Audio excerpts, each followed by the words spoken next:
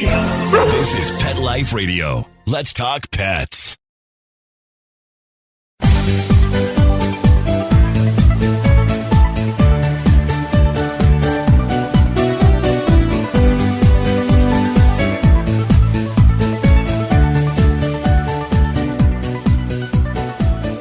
Hello, pet lovers. This is MIchelle Fern, your host on Best Pets for Pets.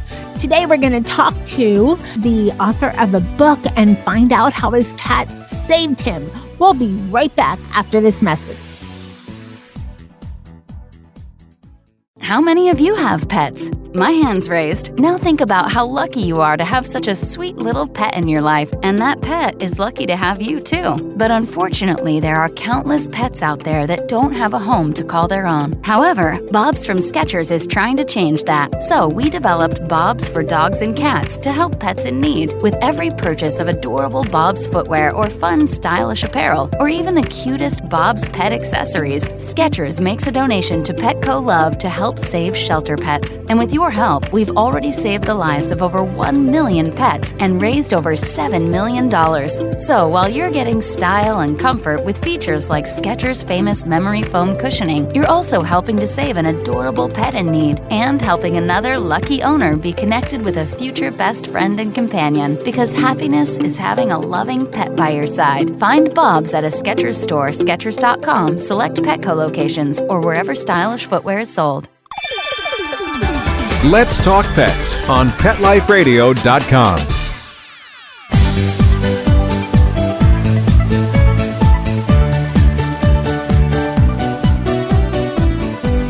Welcome back, everyone. I want to welcome Michael Walker, also known as M.A. Walker, who is a writer and author. Welcome, Michael.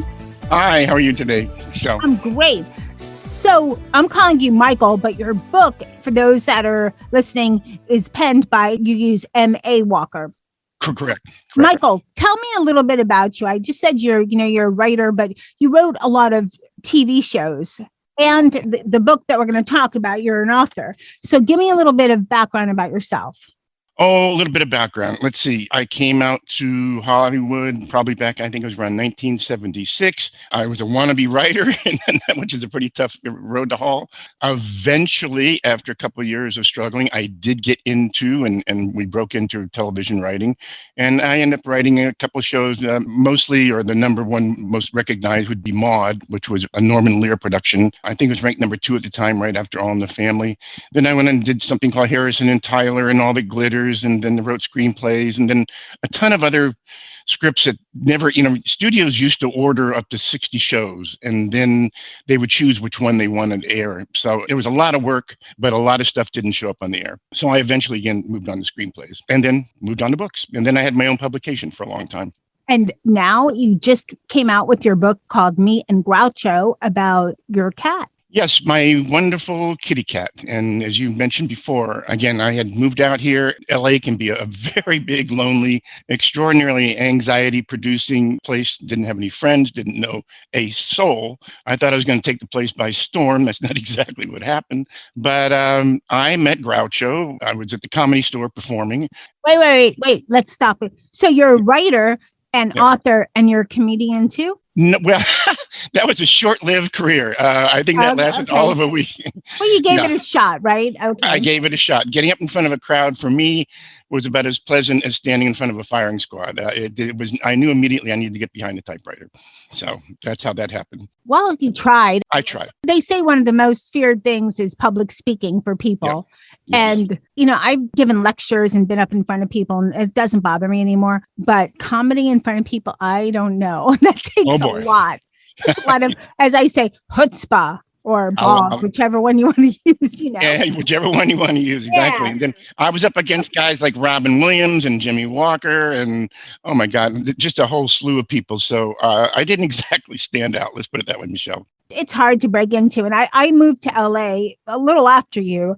And not to be in the industry, though, but it's a great city, but it is challenging, I would say, because it's, it's so much, what I felt a lot of it is seen and be seen, and who are you in the industry? And there's a lot of people that are just clawing, they want to know you. Are you somebody? Oh, you're not somebody. No, we want the next person. Is that what did you find that too?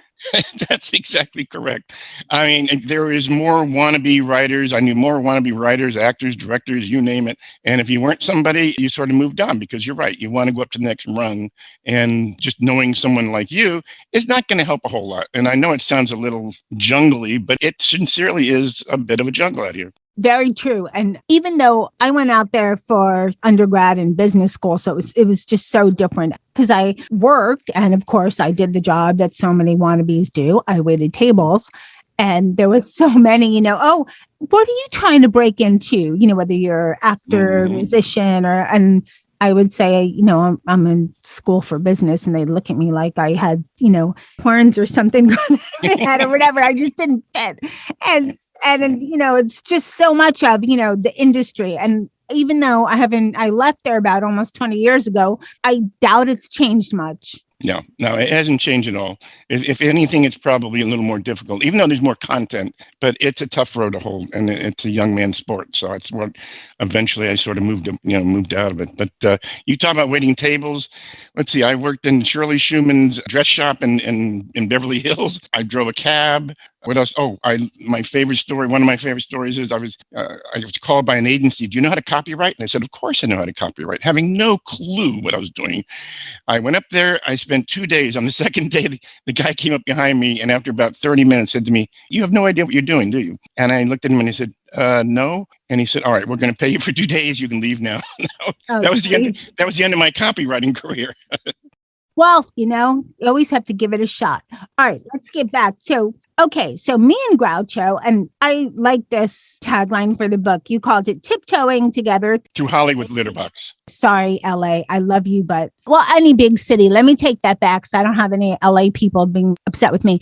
I think any large city, I live in greater Fort Lauderdale area, it's a litter box too at times, Any big city can be considered, a litter box, because there's such a conglomeration of different types of people, different types of things. And right. I mean, other than like a little tiny, city or little tiny country town, right? Any city can be kind of have that litter box thing, Everyone wants a little slice of you, or see what you can do for them. Let's put it that way. So yes. You really have to be careful. It's like a landmine. You have to tiptoe around, and that's why I called it Tiptoeing Through Hollywood Litter Box, because that's the way it is. It's a lot of what around, and you got to be careful not to step in it. All right. So like so many of us, you're in this place, the city, you don't know anybody, you're trying to figure out where you're going, young guy, because you said it was back in the 70s. So that was a while ago. And then what happened? How'd you find Groucho? Did he find you?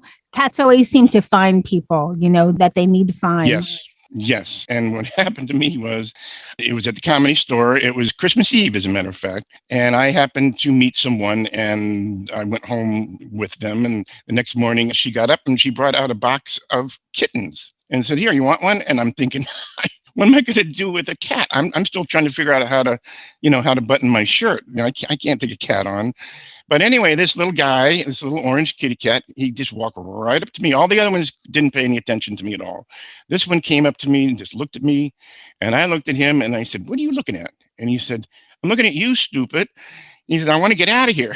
So the next thing I know, he's crawling up my leg, up on my shirt, and then he lands on my shoulder, and there he stays. So Groucho picked me out. I didn't pick him out. And so I walked out that morning with a brand new kitty cat. I drove home. I stopped at a 7-Eleven, got some cat food, and I took him to my beautiful garage apartment, which had a wonderful view of the garage apartment across the alley. I mean, it was I think it was all of 5 by 5 big. Groucho walked in, he took a look around, and he goes, "You can't do any better than this?" So I'm sorry. So I fed him the first food I fed him, he threw up in the corner. Then I tested another one, and the third one, I believe he consumed. And so then we became friends, but it was pretty tight quarters, Michelle. This place, I could shower and make breakfast at the same time. I mean, the shower head had 360 degrees of water spraying all over it. I mean, it was... it's small. I mean, LA is expensive. Yeah. Not as expensive as New York, but it's expensive. It's expensive. You you live in a small place, Michelle, when you can vacuum the rugs in under 30 seconds. That's a small place. Yep. That's small, for sure. How did you come up with the name Groucho? Well, Groucho had a little mark under his nose. And of course, I was a Groucho Marx fan as a little boy. I used to watch his shows. And it just seemed like the appropriate name. I mean, because he did look a little like Groucho. So that's what I called him. And my little boy and I just, again, he kind of saved me. It was one of these kitty cats. It's kind of hard to explain sometimes, but he brought a whole calm into my life that I didn't have. I mean, when I talk about being anxiety ridden, this is a big, scary town. And this kitty cat, when I came home, we had a fence that circled around our house. My address was 1031 and a third. I didn't even rate I didn't even rate a half. So it was just me and Groucho. And when I would come home, he would come around that fence and he would greet me every day, and everything would just sort of melt away, and I had calm, and he just enriched my life. And then, again, kept me centered. So it was a great thing. The problem was sometimes I was getting him in and out of the apartment. Once he got a little larger, I removed one of the panes in my windows. I had some 2x4s built up there, and so he can get on the 2x4s and climb down to where the fence was, and out he went. So he had his own entrance into my mansion in the sky. Yeah.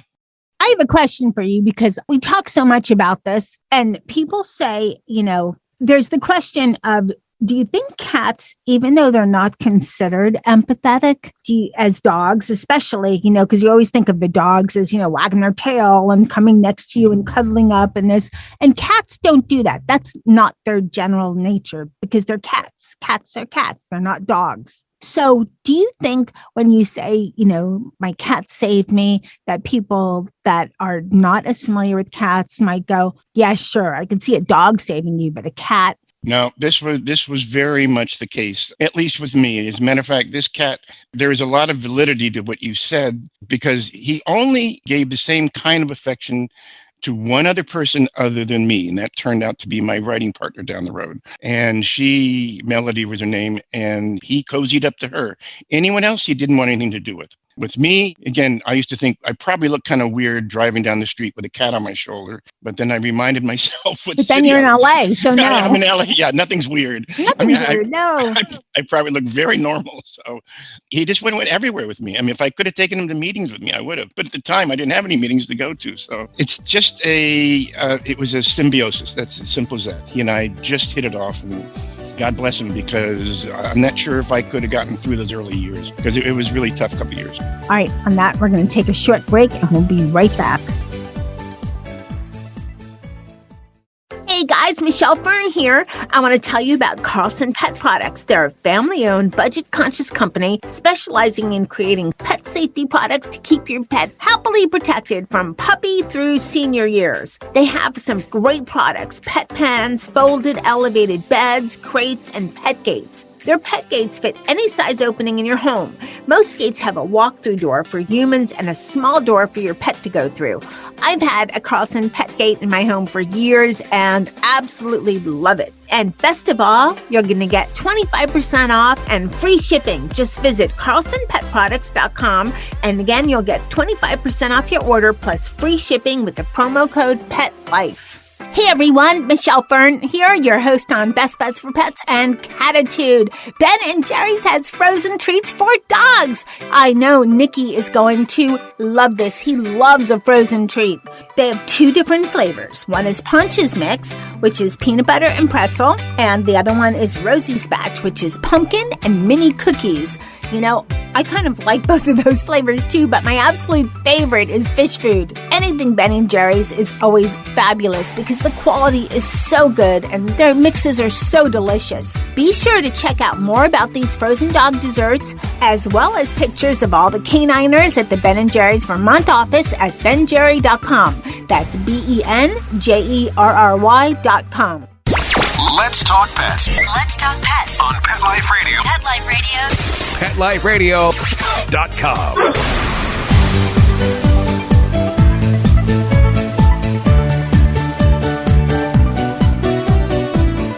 Welcome back, everyone. We're talking to Michael Walker about his book, Me and Groucho. And Michael, as we were talking right before the break, I agree. I think, our pets, and especially we're going to talk cats, but a lot of our cat people have dogs too. And cats show their emotions differently. They don't generally come up, except for my cat Dennis, who thinks he's a dog sometimes. He just does. He's part Maine Coon, though. They're not going to come and they call. They don't come wagging their tail. They're different. But they're affectionate when they come up next to you and snuggle near you. It's like they're selecting you. And sometimes I feel, when my cat does that, when Molly does that, I should be, praising her. Thank you for choosing me to be your human heating pad for a couple of minutes here, even when it's not cold out. But that's just how cats are. That's how they are. So enough about that. What's a memorable event with Groucho that you can share with us? Something kind of super unusual. Well, you know what? It's interesting. First, let me get back to the dog wagging the tail business. Whenever I saw Groucho, his tail was standing straight up. Whenever he saw me, let's put it that way. So maybe that was his cat way of saying, hey, it's so nice to have you back home. But getting into your question, memorable, two things really, really stand out. And that is, number one, when I met this girl at the tennis courts where I used to hang out at the end of the day because I didn't have any money. And she had a car for sale. And she came up and I was going to drive the car. She came in. Groucho took right to her. And it was like almost the way he took to me. I mean, it was just instant. And Melody, as it turns out, about 3 weeks later, we ended up moving in together and starting writing scripts together. And he brought us together, basically. If it wasn't for that, I don't think Melody and I would have ever happened because she just fell in love with my Groucho. And that moved us into there. And then later on, we got a break. We actually got asked to get into television. But we were asked to write 10 pages. You got to knock me out with 10 pages. And we didn't know what to do. We're thinking hard and hard in our writing room. And in walks Groucho. The wind must have blown or something like that, and it closed on his tail. Not hard. It didn't hurt him or anything. But that sparked the idea. We went, wait a minute. We'll put B. Arthur in the show Maude. We'll put Maude and Arthur, the husband, in an elevator and have the elevator shut the door on them. And it was he who gave us the idea. So that, to me, I'll always remember. Very useful. So Groucho basically was the inspiration for your first synopsis for a script? Yes, it was a partial script. It was 10 pages of dialogue and scenes. And we were pulling our hair out trying to figure out, we wanted to leave a cliffhanger. And then when we saw Groucho, when we saw the doors shut on his tail, we both looked at each other and went, we'll put Maude and Arthur in an elevator and they have them get stuck. And so bingo, that was it. And a few weeks later, I was at the laundromat doing laundry because that's what I did. She was flying down the street, runs into the laundromat and says, they called us. And so that was sort of the beginning of a nice little career. Wow. Yeah. That's interesting. That's pretty cool. No, when he was, memories, Groucho was the king of the neighborhood. He would be out under the garden. And that was his kingdom. He was his fiefdom. And he watched over everything from the garden that we ended up living at. So, and of course, I do start off the book. I try to make light of a very tragic situation, and then I get back into where we all started, how we all have it all met. And so those are my best memories. And when I wrote that scene, the one that it was so painful, I think every time I wrote it, which was probably 15 times, I had tears all over the place. It was just very painful. Do you want to share what happened or have people read the book? Well, what I do is I give in the book, I'm not sure how unusual this is, but I give Groucho a voice. So my conversation with Groucho back and forth. So he'll see a situation, he'll comment on it. The beginning of the book pretty much is almost like not like the ending, but the bottom line is Groucho was unfortunately, he went out one night and he didn't make it home, and I found him, and it was just awful. So the bottom line is that was very impactful in my life, and I'll never forget that as long as I live. He was the best kitty cat in the world. That's always so hard. And whether you lose a fur babe suddenly, or whether it's illness, whether it's getting hit, and it's horrible. Did you ever get another cat?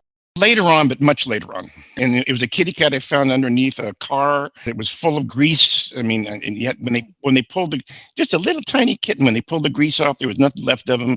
And he turned out, and I beg your pardon, she turned out to be a great cat as well. So absolutely. I'm a big cat lover. We do a lot of shows about TNR, and there's so many kittens, especially during kitten season, which is like April through October. There's so many that are just unspeakable, abandoned, and this and that, but that's another show. Okay. What would you give your advice for someone who's considering a cat and, they're on the fence. They don't know if they can handle the responsibility, their time, will it help? My life, will I help the cat's life?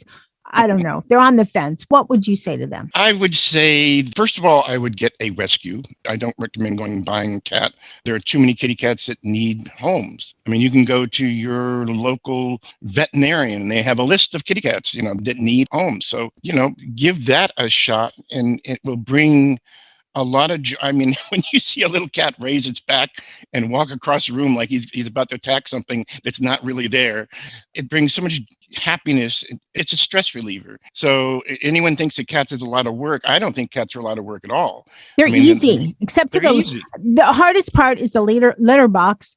And if you have a spouse like I do, and they do the litter box, well, you were lucky. Right. But litter box is a very small price to pay for having a wonderful mate in your life. Someone, again, I can't tell you how many laughs I've got out of Groucho. I was just going to say, cats are so funny. Yes, they're really funny, the things that they do, and they're really funny. And now I want to ask you, it might be so similar to the last question. What do you expect people to get out of reading your book? Thank you for asking. I think you're going to have a ton of fun. That's the reason why I sat down and wrote it. It was years later, I wanted to rehash a story that was near and dear to me. I knew it intimately. I talk about, the writing experiences and breaking in and during this period of time with my kitty cat with me doing it all. And I think, I've been a comedy writer for a lot of years. And then at the very end of the book, it's kind of a surprise. I won't say what it is, but the final chapter, something extraordinarily magical happens. And if you believe it, great, go along with me.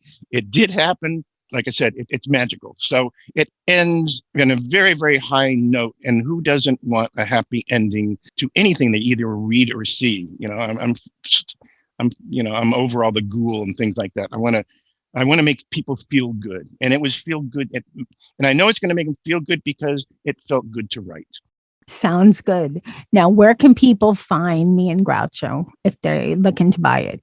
As of right now, you can find Me and Groucho on Amazon Books, ebooks. I just started on an ebook. We'll see how it goes from there. Now, remember, you have to put it in quotations, Me and Groucho in quotations, because there are a lot of Groucho Marx books up there.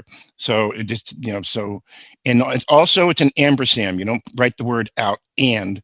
It's just Me, ampersand, Groucho in quotations. And they'll find it there. And you can read a little bit about it real quick, but you really have to read the whole book. Let's put it that way. Michael, thank you so much for coming on Catitude and sharing your writing experience and sharing your book with us, Me and Groucho. It was just so much fun having you on the show.